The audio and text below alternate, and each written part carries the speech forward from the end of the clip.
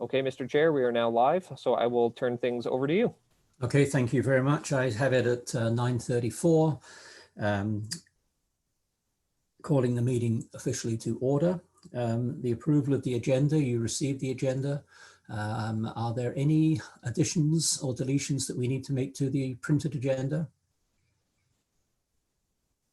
And hearing from nobody, I look for a mover. And remember, you have to wave so that I can see you.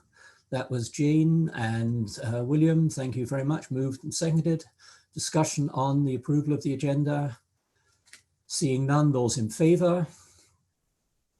Those against, we have an agenda. Jennifer, you just get one vote, I think, despite having two people there. That's lovely. I really like that.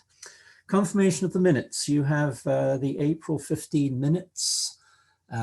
Firstly, a mover of people who were at that meeting or present on the virtual meeting, moved by Don, seconded by, looking for a waving hand, Jennifer, thank you very much. Are there any changes, additions, alterations to those printed minutes? And seeing none then, I will call the vote. Those in favor of the minutes, those against, and we have a set of approved minutes. Pecuniary interest. Does anybody at this point know of any pecuniary interest on the items today? And my reminder always is that if you suddenly realize as the discussion goes on that you do have an interest, please let us know immediately. Presentations. We have none, Mr. Chair. None. Delegations. There are none. Briefings. There are none. Business, cultural heritage, the plan for administration of the City of Kingston Cultural Heritage Fund 2020-2021. Is Jennifer speaking to this? Yep, Ms. Campbell will provide an overview, and we'll let James to get her live onto the meeting. Great, thank you.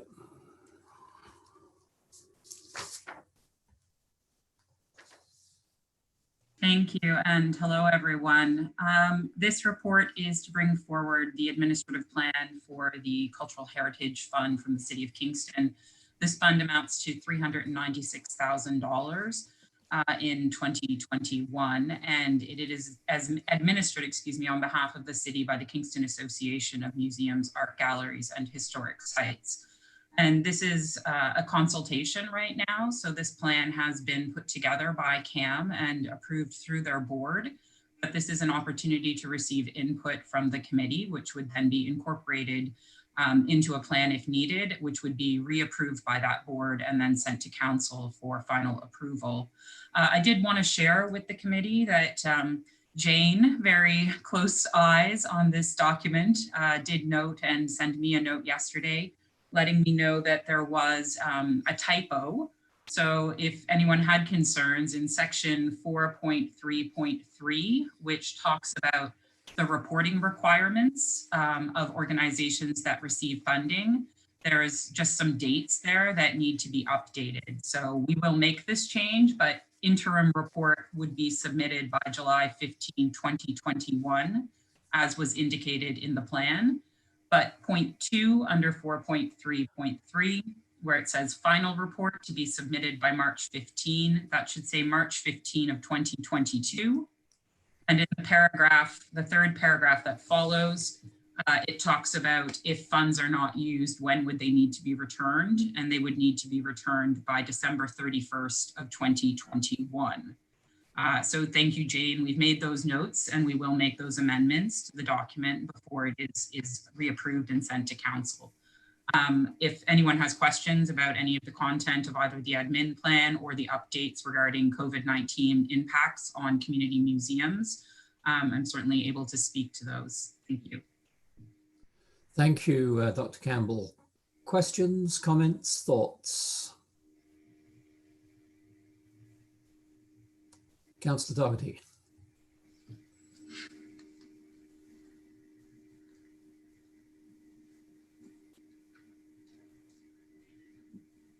Can we get sound from Councillor Doherty?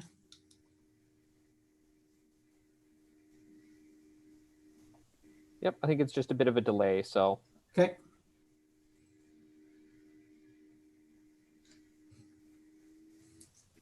Councillor Doherty, are you getting any? Oh, there you go. You're now live, Councillor Doherty. Yeah.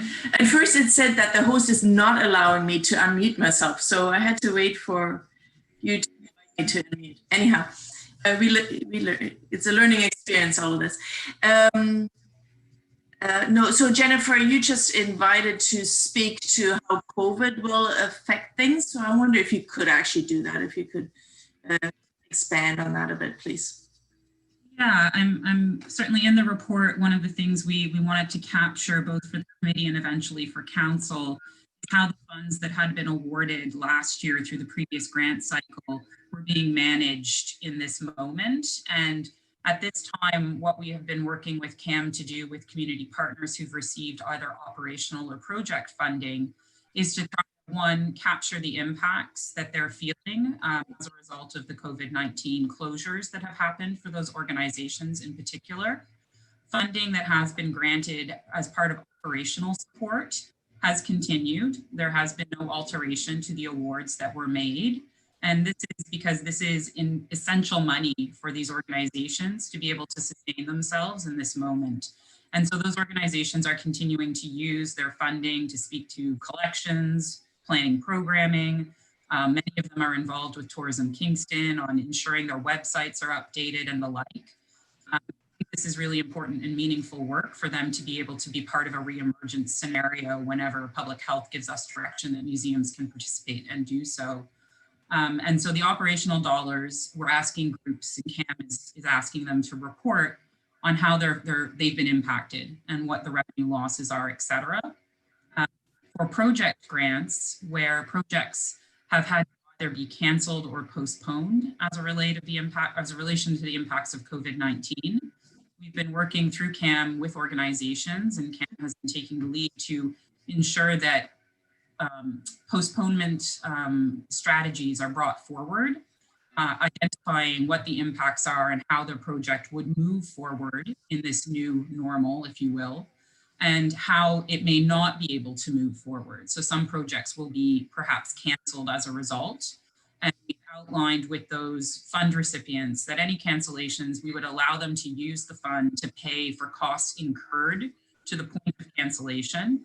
And then there would be a return of any unspent funds, which would become part of the funding available in this new round of applications. So we're continuing to work through CAM and with CAM with community projects to figure out whether or not they're viable in this new landscape and what they need to do then if they're not going to be using that funding.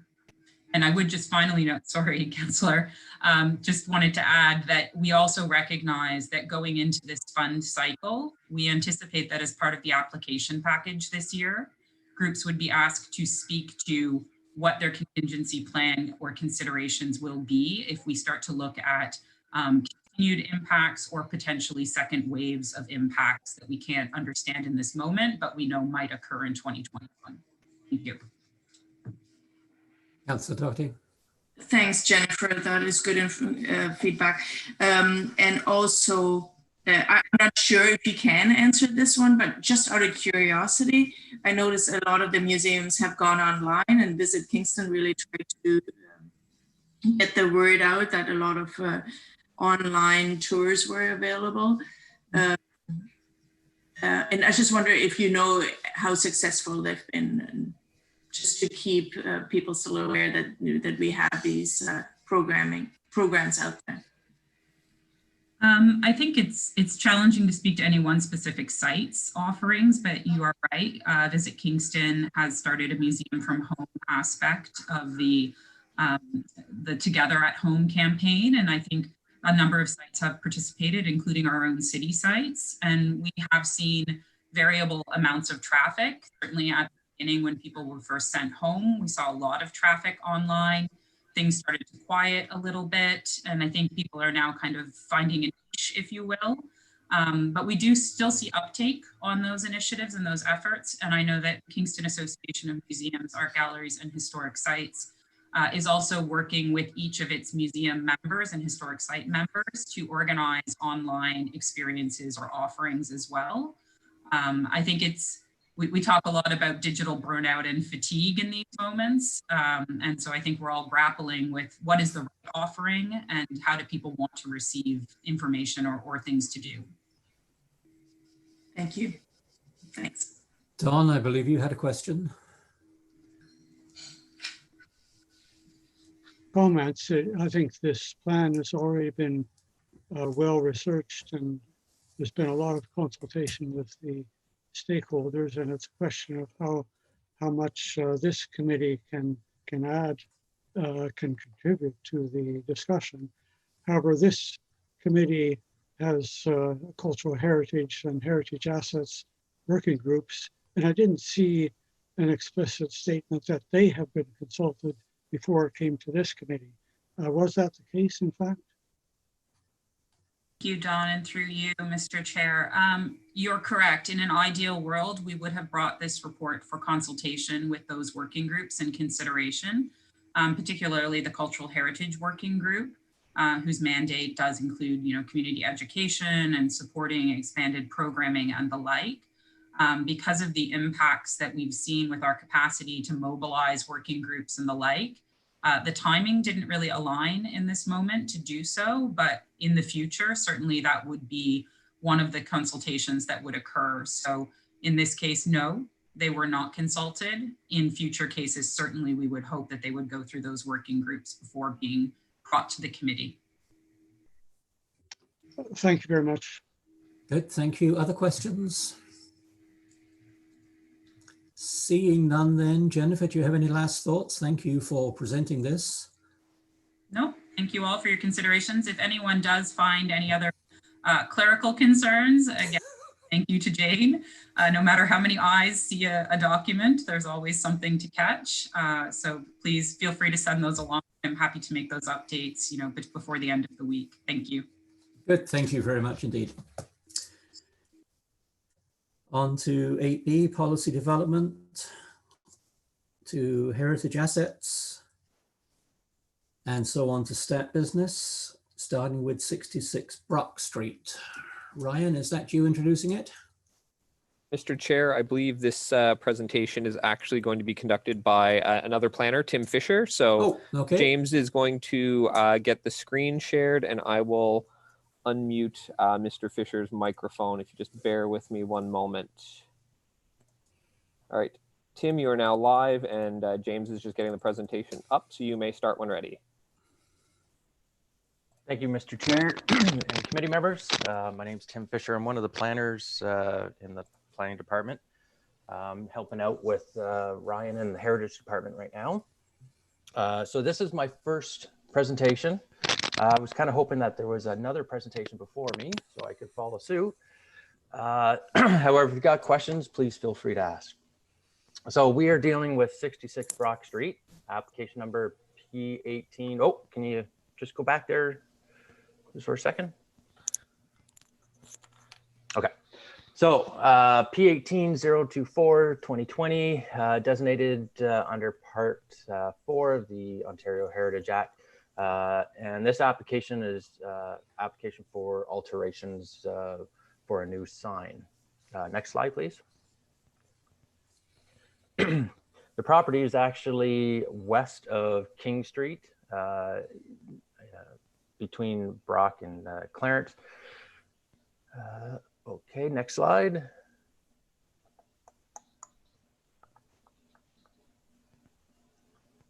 There we go. So this is a Google picture from 2018, and as you can see, new signage has been put up under the Kingston Olive Oil Company. These owners are looking at doing something similar, and their signage is going to be just a little different. It's going to be a box sign with letters within it. The heritage I guess attributes of this particular unit would be the, I don't know if you could see it here on the second story, there's a pipe that sticks out. It used to be a plumber's company, and that is actually not going to change or be removed at all. I believe there is another application in regards to, you can see the black X's, they're actually projection signs that come out. And I believe that there's another application that is dealing with those projection signs. Next slide, please. Okay. So the property is designated under Part 4, the Ontario Heritage Act in 1987 through bylaw number 87151. This two-story painted brick building consists of 3 shops with upstairs dwellings. It's a good example of 1840s commercial building erected on leased land, now adapted to modern use. The large faucet or the plumber sign that we saw is a notable attribute here. Next slide, please.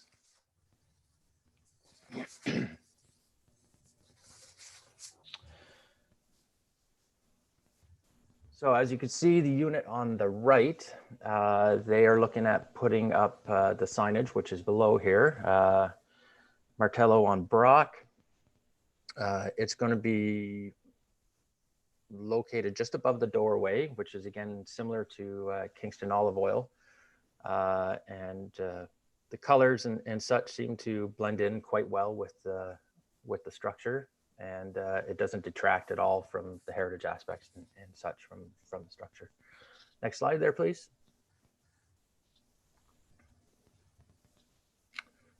Okay, so our recommendation here is that the alterations to the property at 66 Brock Street be approved in accordance with the details described in the application, which was deemed complete on March 19th, 2020, with the said alterations to include the erection of the new sign band above the door, that the approval of the alterations be subject to the following conditions, which is obviously a building permit shall be obtained for the signage. I believe that is the end of the presentation. I leave it in your hands. Good, thank you very much, Tim. Questions from committee members or comments? And seeing none, members of the public? I'll just take this opportunity, Mr. Chair, to remind there are no actual members of the public here, but there are applicants, and I believe Miss Bailey is the applicant. So we'll get James to unmute her and allow her the floor when you're ready. Yep, no, Shirley, whenever you're ready. Morning, Mr. Chair and committee members. I just wanted to attend this Zoom meeting today in case there were any questions about the building or what was being proposed in terms of signage. Thank you. Good, thank you very much. Any other questions from committee members, comments? Seeing none, then you have a motion, firstly to erect a new sign band above the door, and that the approval is subject to a building permit. We have a mover for that motion, William, and a seconder, Jane. Further discussion? Seeing none, then those in favor? Those opposed? And that is carried. So that, Tim, thank you very much for your first presentation. See, it's quite easy, really, isn't it? And we move on to 162 Barrie Street. And Mr. Chair, this presentation will be conducted by Mr. Leary, and his microphone is now live. Okay, Ryan, welcome. Thank you, Mr. Chair. So this application is at 162 to 164 Barrie Street. It's on the, you can go to the next slide, please. It's on the west side of Barrie, at the northwest corner of Union, and is currently occupied by a 2.5-story brick semi-detached former dwelling built in 1889. It's known locally as the Queen's Graduate Student Club, which you can go to the next slide, please.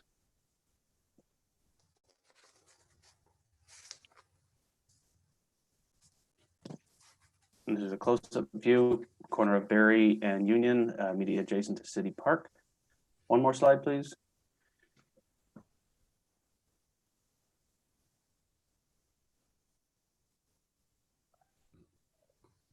So this is the view looking from Barrie Street. Unfortunately, we had to take a 2014 Google shot of it to get it when the trees were not in bloom, so you can see the resource behind it.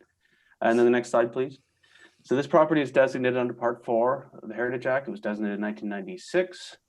It's noted in the bylaw as a large Victorian semi-detached house It's rated very good because of its quality of brickwork, wood and stone detailing, and its Queen Anne revival influences. Its age is important, its few alterations, and it anchors a prominent street corner, unquote.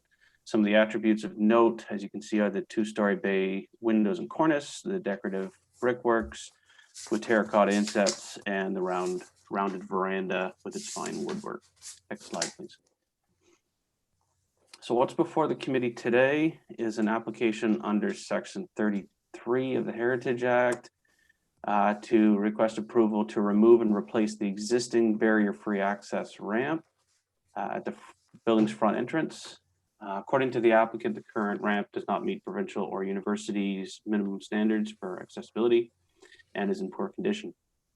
The new ramp are outlined in the plans, which were prepared by Roni Engineering in our new agenda package. They're also in this presentation. It is to be constructed of wood decking, which will be connected to the existing concrete porch with two switchbacks. The existing concrete porch is to be retained and restored. Metal handrails are proposed with glass panels as necessary. Some minor wood repairs, likely around the door and the door surrounds, are proposed. New landscaping is also proposed along the front lot line. Two of the existing large trees are to be removed, and a gas meter is to be relocated. As I said, the design plans are in your agenda package. So in terms of our review, Parks Canada's standards and guidelines for the conservation of historic places in Canada includes an accessibility consideration section. And namely, quote, they direct you to respecting the location of existing entrances and porches when providing new accessibility related features such as ramps. And quote, exploring all other options for modifications to existing entrance porches and balconies to meet accessibility requirements prior to considering removal or replacement, unquote. The current proposal is in line with the federal guidelines, which encourage the use of existing entrances to accommodate accessibility features. The design as proposed will also ensure the integrity of the building itself is maintained, as it doesn't require any new openings to accommodate the alternate access into and out of the space. While the main front steps are not original to the building, they have been in this form for many years. Their scale and appearance have become part of the accepted appearance of this building. The applicant's design to affix the new ramp system into the existing porch will avoid the need to alter any of the existing historic fabric of the heritage building. And further, the low height plantings that are proposed will help blend the ramp into the landscape of the property and help minimize its visual impact. So we support this application. We did circulate it to our agencies. There's a number of technical requirements that will be addressed at building permit stage. Of course, building permit, encroachment permit, tree permit, and servicing locates are required as part of this approval to ensure everything meets code and the city requirements. We did circulate the committee with this application and received no substantive concerns. Comments we did receive are attached in Exhibit D for your review. And so, Mr. Chair, we recommend approval of this application. There's a recommended condition at the end of the presentation and a list of conditions that follow. And I believe a representative of the owner is present to answer any questions, and so am I. Thank you. Okay, thank you very much. Does the representative want to make any comments at this point?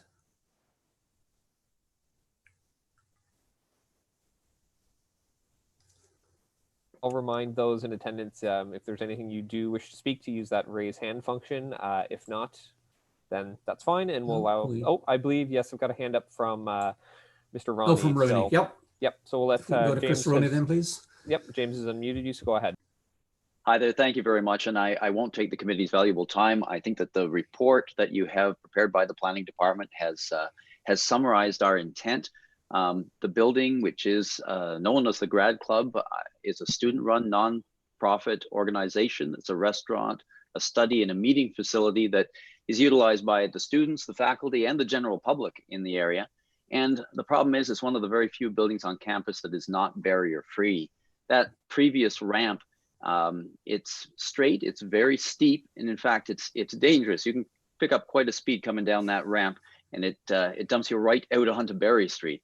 Furthermore, it encroaches on city property. So we had to do something about it to address the accessibility, because accessibility is on the buildings of the campus of Queens is of really high importance. And to have a gathering place like this inaccessible is simply not accepted in 2020. So we looked at the property and some of the significant design constraints. Those property boundaries are extremely tight. As I said, that the existing ramp doesn't even fit within them. And about half of the front lawn is actually on city property. And so to satisfy all the necessary requirements for slope and intermediate landings and guards required some real ingenuity to get it all work. But we've worked very hard to minimize any obstruction on those character defining elements of the building. So we've omitted guards anywhere where the difference in grade level permits it, and we've used clear glass panels utilized wherever possible.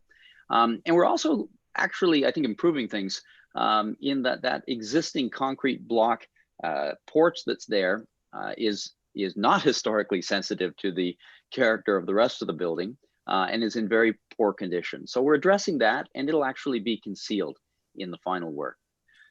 So respect for the preservation, the conservation of this historic building, as well as eliminating the barriers to the persons with disabilities, are the two main goals of the project. And so we've taken great care to ensure that both of these objectives are fully, thoughtfully, and reasonably achieved. So I request your support for this application. I think that the conditions that have been recommended are very reasonable and very prudent, and we would welcome them. I would be pleased to accept any questions that anybody may have. Thank you. Okay, thank you very much. Committee members, questions, comments? And I don't see any. In fact, I don't even, oh, there's Councillor Oliver. Okay, members of the public? Chair, I don't believe we have any members of the public in attendance at this time. So we've covered all of that. The motion then to move and second.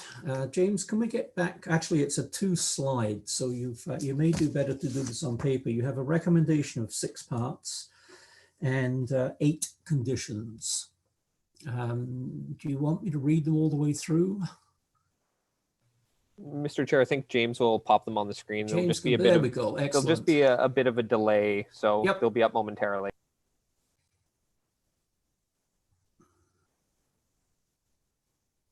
Okay, so they are the 6 recommendations, and they are the 8 conditions, and I think we've covered all of them. The conditions are basically the standard ones you would expect, and the recommendations are as Ryan talked about them.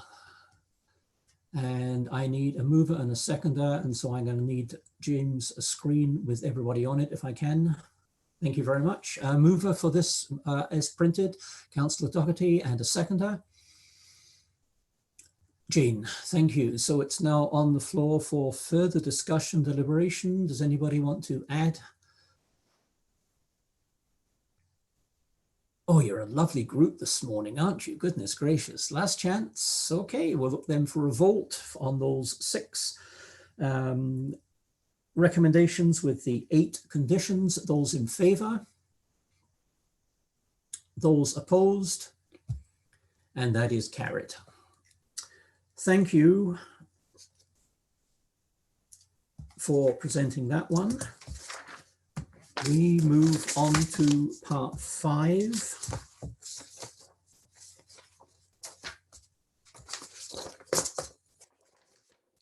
(193) Earl. Is that Ryan? Mr. Chair, this will actually be Mr. Fisher's second presentation. Oh, okay, Tim, well done. Now you're experienced. Great. All right, thank you, Mr. Chair, committee members. We are looking at 193 Earl Street, which is P18026-2020, designated under Part 5 in the Ontario Heritage Act. This application is for alterations to the existing structure. Next slide there, please.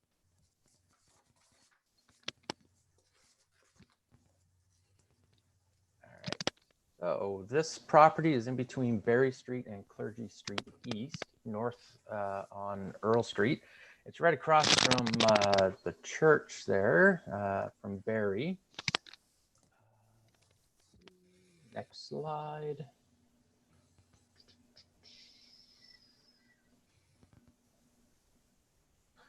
Okay. So this is unfortunately the most current photo on Google, 2018, and as you can see, there's quite a bit of vegetation here. I did go back and look at some alternate photos from Google that does have some better views as well that we'll see a little later on. However, this is a 2.5-story brick structure. The owners are looking at doing some improvements to the existing stairway, the decks, the woodwork there on the front of the structure here. Next slide there, please.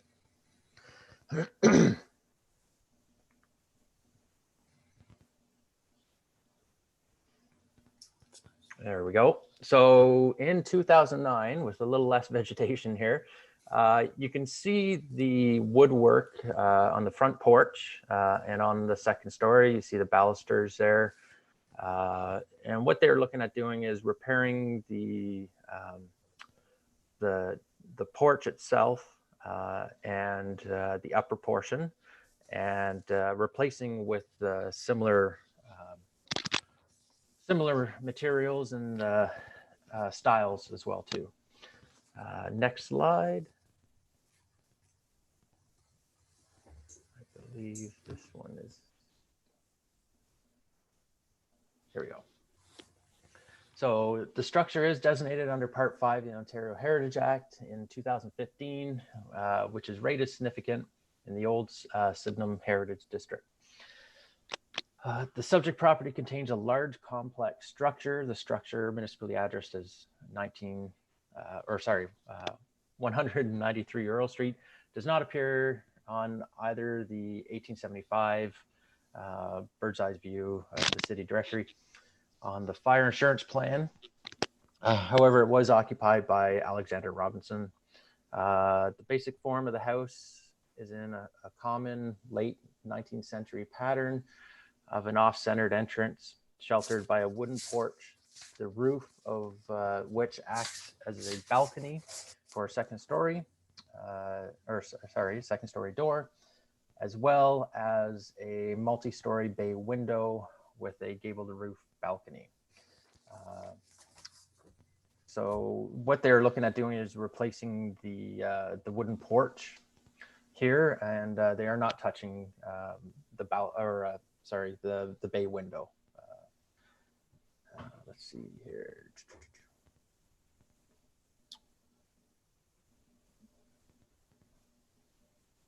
Let's see. Okay, can we just go to the next slide there, please?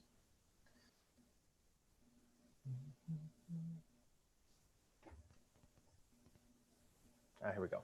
Okay, so these are the current photos of the balcony itself. As you can see, a lot of vegetation has grown on it. Some of the wood has rotted over the years. The owner has attempted to try to make some minor repairs to it just so that they can get by. So now they're looking at doing some major repairs to the structure and replacing the majority of it. Next slide there, please.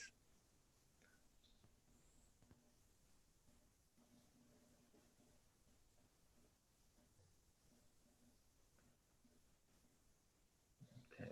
As you can see, the paint is starting to come off. The wood is starting to rot. The floor itself needs repair. There are actual holes in the floor, which I believe there's another photo of that. There are some newels that are missing and are broken, and some are rotted as well too. So they're looking at mimicking the existing newels that are on there. And replace the columns or fix the existing columns that are there as well. Next slide.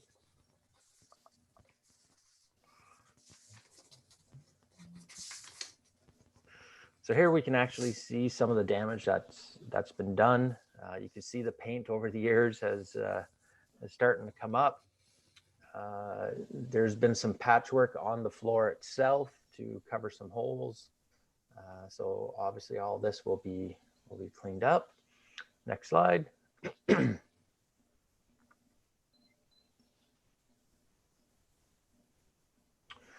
So this is the second story. And as you can tell, some of the posts there have been rotted away. Some of them are missing. And there are some holes here that you can see have been temporarily patched up with some duct tape or electrical tape there. So all this will be repaired to a similar style and look.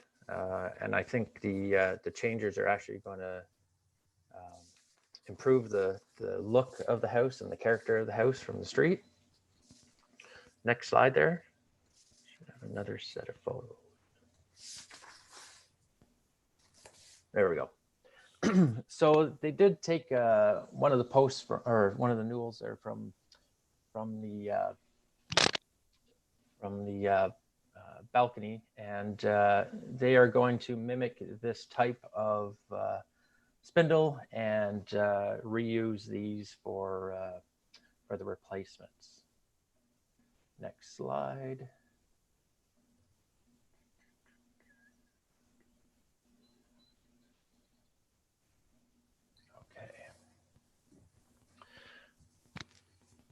So alterations to, so actually we are supporting or recommending an approval of the alterations here. We feel that it's going to repair a lot of rot and stuff that has happened over the years. It's going to fix up the structure, and it's going to give more of a presence along Earl Street again. And I think it's going to really help the heritage character along that portion of the streetscape here. Plus, with the repairs, it'll be there for a longer period of time for other people to enjoy. So in this fact, the alterations to the property at 193 Earl Street be approved in accordance with the details described in the application, which was deemed complete on March 25th, 2020. With said alterations to include obviously the repairs to the existing two-story wooden front porch as per Exhibit A and D, and work to include the replacement of A through G. We have here that the approval of the alterations be subject to the following conditions: that obviously a building permit shall be obtained prior to any removal or construction. I leave this in your hands. If you have any questions, please feel free to ask. Good, thank you very much. I'm just looking at 2C. Newell is N-E-W-E-L-S, I believe, isn't it? Don, you can probably, yes. So Derek, we will make that correction. Thank you. Committee dash comments, are they correctly recorded? Seeing no objections, members of the public, comments and questions. We have no members of the public. Do we have anybody else who wants to comment at this point? I see no hands on my list. Committee members, questions? Don. Is that the owners are planning to do a first-class job of renovating this porch. However, to me, there's a lot of uncertainties that I would have liked to hear about or know about. There's a major question of how many balusters can be saved and how many have to be replaced. And in particular on the balcony, is the guardrail sufficiently high to satisfy building code? If not, it may be all those balusters have to be replaced, or some clever extra handrail put around the top to satisfy the building code. So I'm feeling that I don't really have all the information that I would like to have. You know, there is a question of using, well, you know, this is an expensive project, and there may be ways of simplifying in a sense that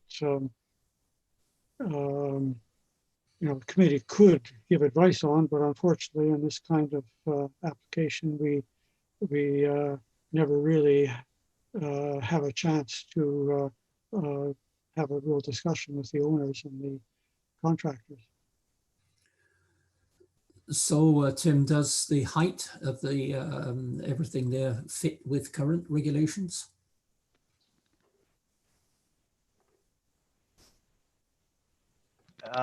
Through you there, Mr. Chair, I am unsure of that. The building department only suggested that a building permit be submitted. However, that would be reviewed.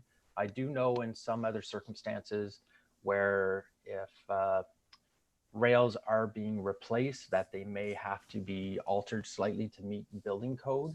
But that is something that would be addressed through the building permit process. I don't have that information on. Okay, thank you for raising that, Don. Yes, Derek. Sorry, Mr. Chair. The applicant's representative, Mr. Biggerman, has raised his hand. He may be able to provide some context. Thank you, Mr. Biggerman. Welcome. Hi there. Can you hear me? Yes. Yeah. Todd Biggerman from Mark Peabody Custom Building. I did apply for the heritage permit, and I do have some information. In speaking with Lindy Caves, the permit specialist at the city, she mentioned that if it's historic preservation, the handrail does not need to be raised to current code standards if it's being repaired and replaced like 1-for-1. Okay. That is the first item of question. The second item is that since the wisteria vine has had its way with this project, I'm afraid in looking at, you can see in some of the slides that not only have some of the spindles been ripped away from the balustrade, but if you notice on one of those slides, along the bottom rail, this porch had been quote unquote rebuilt and repaired in I think either late 80s or early 90s. And those are not original balusters. The original baluster was the one that the owner had given me from his attic that was the specimen that I photographed on the tailgate of my truck. If you look at the bottom of that, you'll see that the bottom of that spindle has sort of a beveled cut on it. What that did was, when this was originally built, the bottom rail had a positive angled bevel on it. So when the rain came down the water, the spindle sat on the rail and it shed the water. If you look at the point of rot failure on the bottom rail where these pickets meet the bottom rail, you'll see that the rain gets in there and just rots out that bottom rail. So our suggestion is to find spindles or make spindles that were like the original spindles that precede the ones that are on the house now and are rebuilt so that it properly sheds water and will last another 100 years. Okay, thank you very much. And I think the important word there is that it's repair. And we've come across this before. That's right. Don, does that answer your question? Certainly very helpful. I guess I would have liked to, I would have preferred if the applicant had provided these details and drawings of what is really going to happen to the committee. And because all that we really had was that it's going to be repaired sort of like for like or something like that. So I'm wondering, in a normal case, I would have said this should be perhaps deferred until we have final drawings or better drawings, but we don't have to go that route. But I wonder if staff would be willing to provide to the committee the drawings that will be presented for the building permit, so we know what the details are, and so we could then comment on them.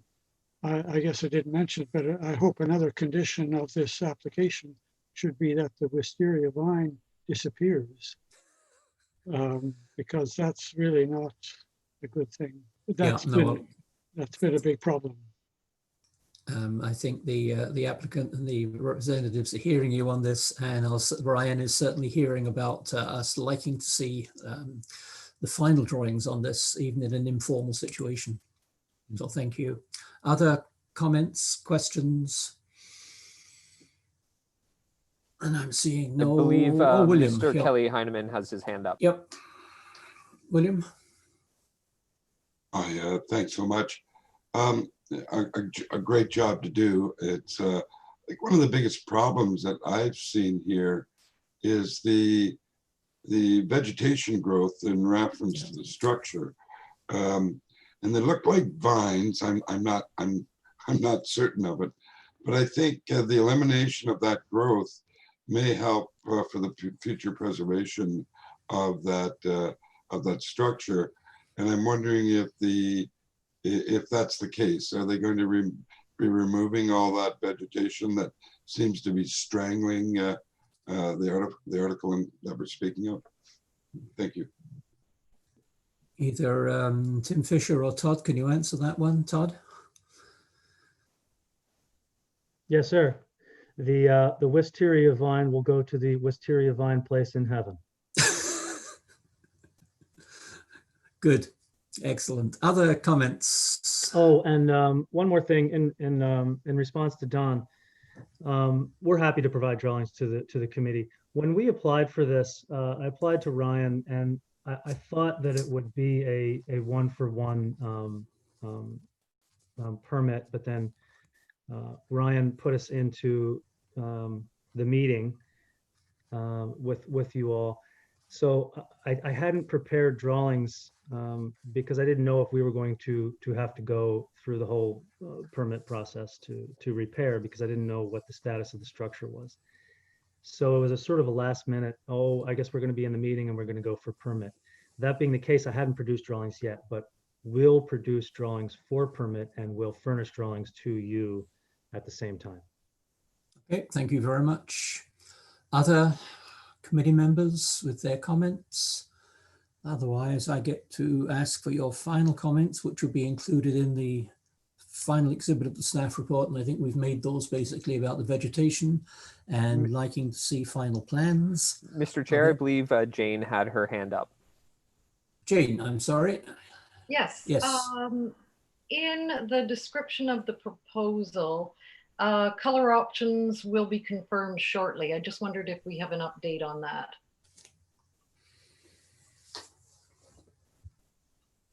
Tim or Todd, color?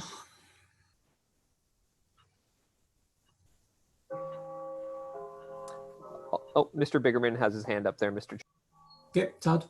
The client does not have any wish to change the color other than what's there.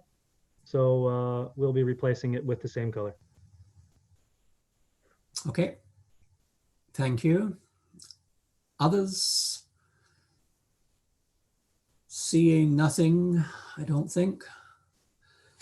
The motion then. Alterations to the property of 193 Earl, the replaced an existing two-story wooden front porch, work to include replacement of the 8 items, and the condition that a building permit be obtained. And there you have the recommendation. Looking for a mover. And that's Councillor Osterhoff and Don Taylor as seconder. Those in favour? Those opposed? Thank you very much. And thank you, name's gone blind, for presenting. That'd be Mr. Fisher. Yeah, no, I was thinking of the representative. That'd be Mr. Biggerman. Biggerman, Todd. I can never find on my long list of names here. I can never get there fast enough. Okay, that moves us on to a pre-consultation, I believe, of 35 Brock Street. And I seem to remember we said that, Andre, you were going to do the original introduction here. That is correct, Mr. Chair. If you just give me a moment, I will unmute Mr. Scheineman's microphone. So welcome, Andre Scheineman. Okay, you can go ahead, Andre. Yeah, thanks all. Good to sort of see everybody, and that the process carries on even in these COVID times. Also, just I can't resist welcoming the baby to the committee. That's quite a lovely baby, and it's definitely in keeping with the committee's youth movement. Just one comment about my name on the screen, or whatever we call that. I'm a 1N at the end of Scheineman. I've gained an extra N, but no problem there. I've corrected it for you, Andre. All right, thank you very much. Oh, very good. My goodness, things do happen quickly with this committee. Very good. So speaking today about the proposed restoration and renovation of Casa Domenico, 35 Brock Street. And I'll be looking at particularly at the heritage preservation aspects of the project, talking a little bit about, the overall design side as well. If I could have the next slide, please. Yeah, so here is the subject building that all of you know, because it would be on your route to City Hall for live meetings, if nothing else. You've probably also dined there and like me, have enjoyed it very much. In any case, we're talking about a building that is a Part 5 designation, part of the Market Square Heritage Conservation District.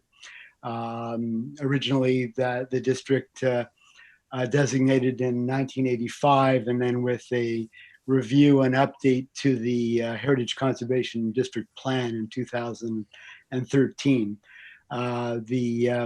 It's obviously a very important building within the context of the Market Square district, being right across from the Market Square.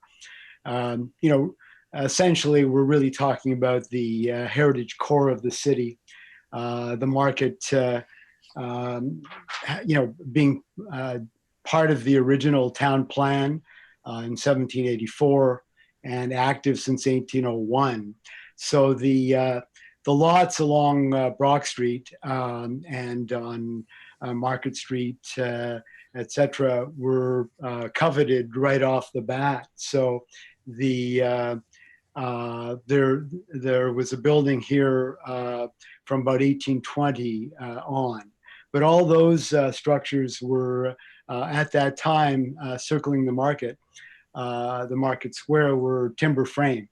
And then in the major fire that ran rampant through the downtown in April of 1840, the sort of timber frame Kingston, wooden Kingston down in that area got largely torched. And from that point on is really when Kingston became the limestone city, in essence, and with the sort of 35 Brock Street is a sort of typical or prototypical example of that 2.5-story stone, local Kingston stone structure that with extended stone parapets that come down to a corbel at the eave, a molded stone corbel at the eave, that began to characterize downtown commercial Kingston, and the parapets being very much a fire prevention aspect. So wherever the buildings were abutting or in close proximity, the sidewalls had to extend up to create these parapets, so sparks from or fire couldn't jump from one building to another. That was the concept anyway. Next slide, please.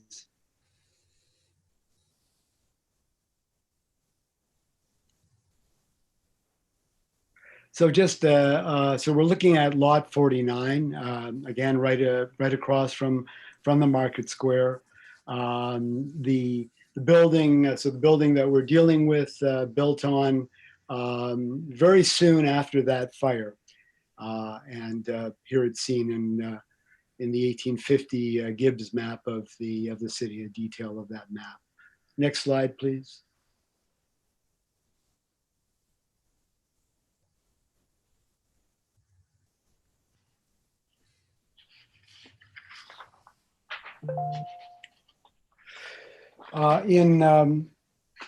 Here we see it in the Brosius bird's eye view, a detail of that, and you can see the city hall and the busy market square. And here you see not only 35 Brock Street, but 39 as well, the building at the corner known as the Anchor Building, which is a William Coverdale design, a major William Coverdale design from 1857, and also 33 Brock Street, which is directly adjacent to 35. And then you see the space, both that space between it and the next building.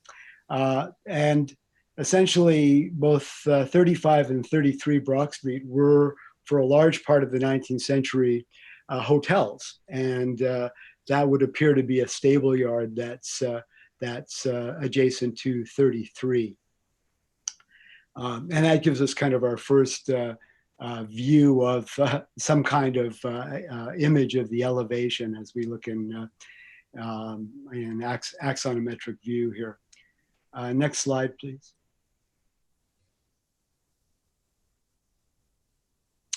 And this view from this wonderful picture from 1907, or around that time, we think it's 1907, with the market very busy. 35 Brock Street in the middle of those three buildings that you see. Once again, the Coverdale Anchor Building on the corner, an Italianate structure, very fine. And thank goodness still in place, as is 33, and all part of the district, the designated area. You can see that 35 Brock Street at that time, had all five bays, window bays at the upper story intact. You can faintly see the dormers, the two dormers that remain to this day, and you can also detect the parapet and the extending up to the stone chimneys. And I don't know if you've looked at as many of these historic photographs as I, you can essentially see a light pattern, a multi-pane window light configuration of 6/6 on those windows on the upper story. Next slide, please.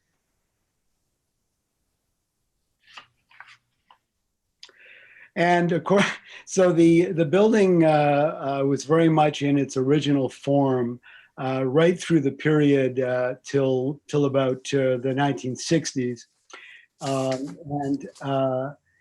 The only major change around 1948, sometime between the image I showed you in 1948, that one bay, that one window bay got infilled. And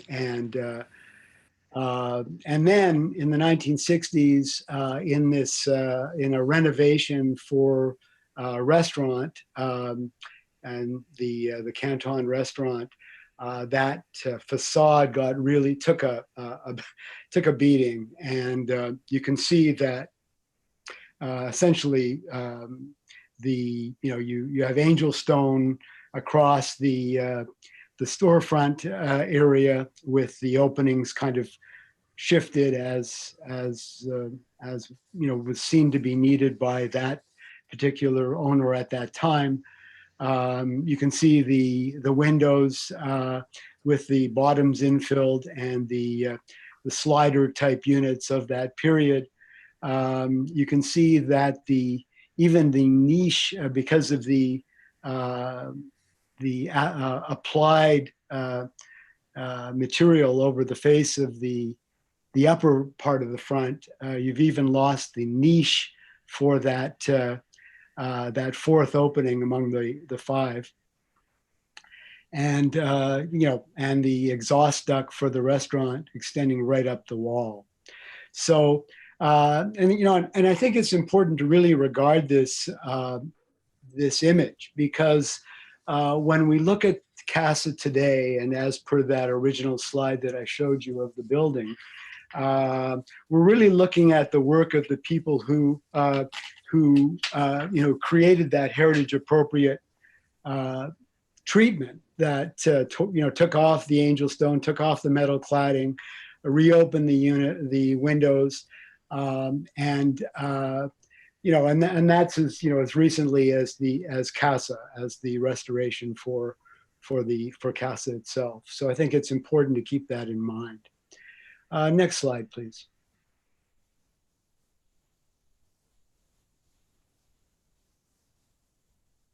So this detail probably bears some explanation, but it leads me to discussing the project as regards restoration. So overall, the facade will be restored. The main item being the opening up of that long closed window opening on the second story, and it'll be treated like the other window sash. And so that that will restore that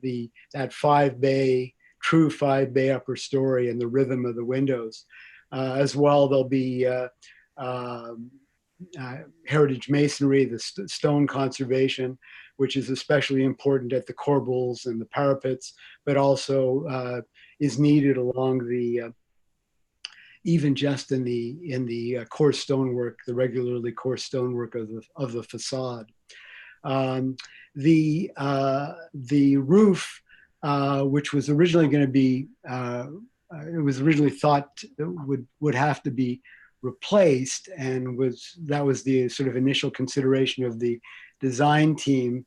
But looking at it more closely, we do have the original roof structure there with heavy timbers pinned at the peaks, and so even though the roof is has badly deformed and is in need of stabilization and rectification, the original structure will stay in place on that front slope, and the stabilization will be achieved by sistering members, and removing decay, and that type of treatment that will retain the main structure in place up to the pin peaks and just over the ridge. This slide again, now to get to this detail, unfortunately the existing dormers will have to be taken down and then be rebuilt because of the condition that they're in, which we did a little window into the structure to see what the condition was. And so you can see that a lot has been repaired or attempted to be repaired with new materials. And then you can also see at the viewing top left of the slide, all that white stuff is dry rot, is the fruiting bodies of dry rot. And so there's really not much to retain. The intention will be to restore to the existing scale and to the existing detail. Or reconstruct to that rather. So that, it will look in appearance as it does today, although little more tuned up, but that will be the intention. So from the Market Square, which is the key thing within the district, the view of the facade will be as it is today, improved, but with the with that window opening on the second story that has been closed since sometime in the early 20th century, reopened back to its original look as was shown in that circa 1907 image. Next slide, please.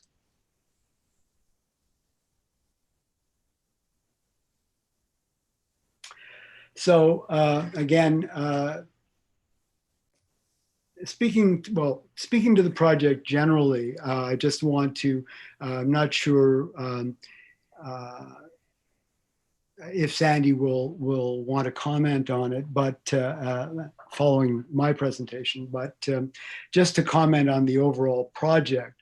So as I've already said, the intention is that the heritage facade and the stone parapets and chimneys are all retained and conserved. The main renovation aspects are occurring to the north, to the rear of the building, and that will be an expansion north of the structure to allow for improved restaurant function at the lower levels and high quality residential at the upper levels. The key things there are that the building's going to be expanded into that direction, and the roof line at the rear will become a low slope roof, like down from the peak at the north side, not visible from the front. It will extend out in a low slope to allow the ceiling height required to attain the spaces inside that for the residential units. That's one aspect of the one main aspect of the renovation side.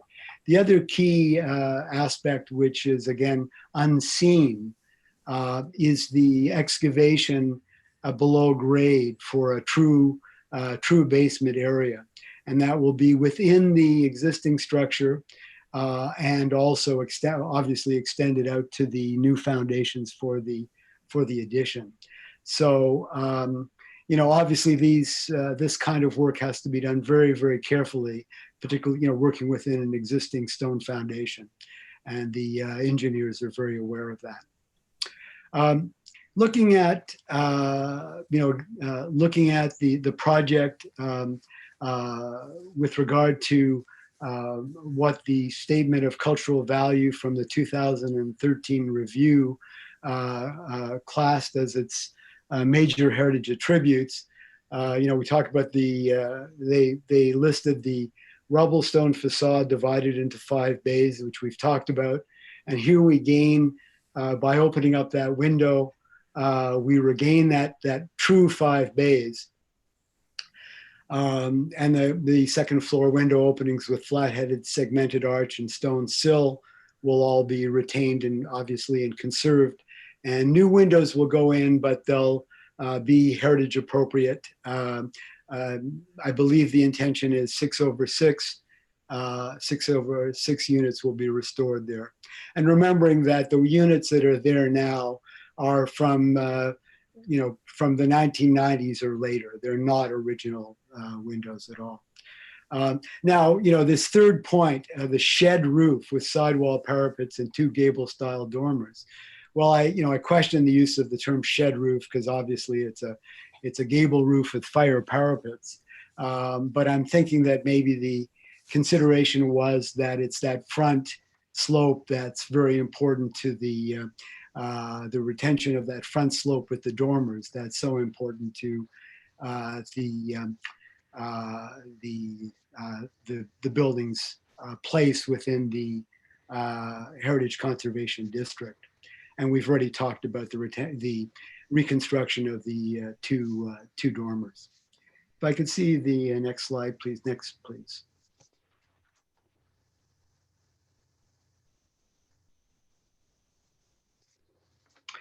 Just to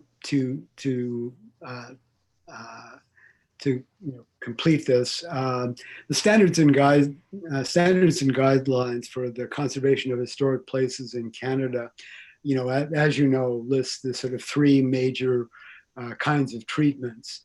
And I think here we have a good example of the treatment that's been dubbed rehabilitation within the standards.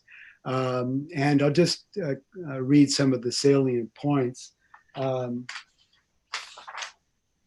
Rehabilitation involves the sensitive adaptation of a historic place or individual component for a continuing or compatible contemporary use while protecting its heritage value.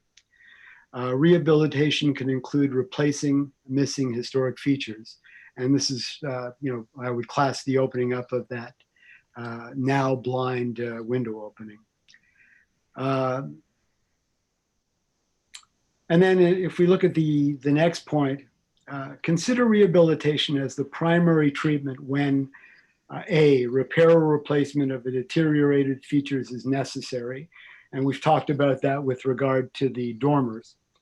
And B, alterations or additions to the historic place are planned for a new or continued use.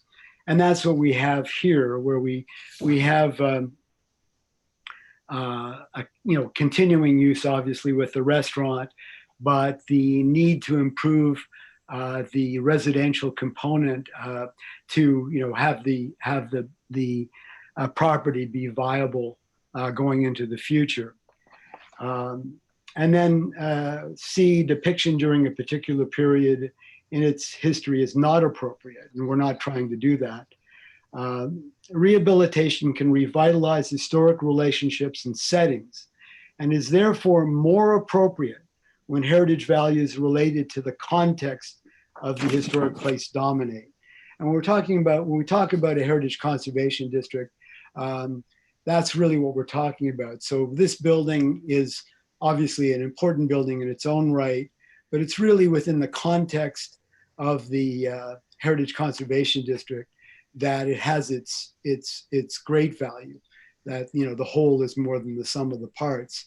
And the critical thing is that view, as you're standing in Market Square, which we all will be able to do one day again, and you look around you, you can your view of all of the buildings on all those perimeter streets provide that sense of historic context. So yeah, that's it for me. Thank you. Well, thank you very much, Andre. We have somebody else who wants to speak here as well. Mr. Chair, we'll just see if I believe it's Sandy. Mr. Wilson has any other comments. Oh, yep, he has his hand up. So James has unmuted his microphone. Okay, welcome, Mr. Wilson. Thank you very much. I think Andre did a spectacular job describing the project. I don't think I have very much to add unless you have any direct questions. Thank you. We have made comments on Dash on this already. Does anybody want to add further comments or ask questions on a very comprehensive summary there? William? Yes, thank you, Peter. This is a large project, and I think the only thing I'd like to say is I'd like to congratulate CASA and the team here that's doing this. They're, in my opinion, they're really adding to the history of the downtown heritage area, and they've done a great job, and they seem to me to be continuing to do a great job, and I thank them very much. Thank you. Well, thank you for saying that, William. Zoe, you had a hand?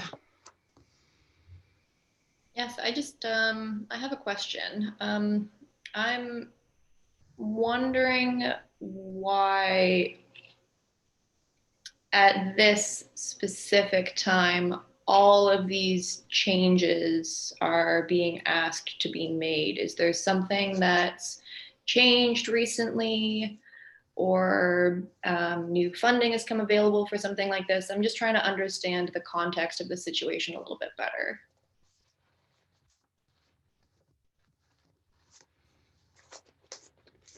I believe Mr. Wilson has his hand. I'm not completely sure how to answer that question. Nick Romeo from CASA and his family had been talking about doing this for about 10 years now. We were talking about this before the coronavirus, if this is what you're saying, it's the timing of it. And it just so happens this would be a perfect time for us to now proceed with it as the restaurant is closed.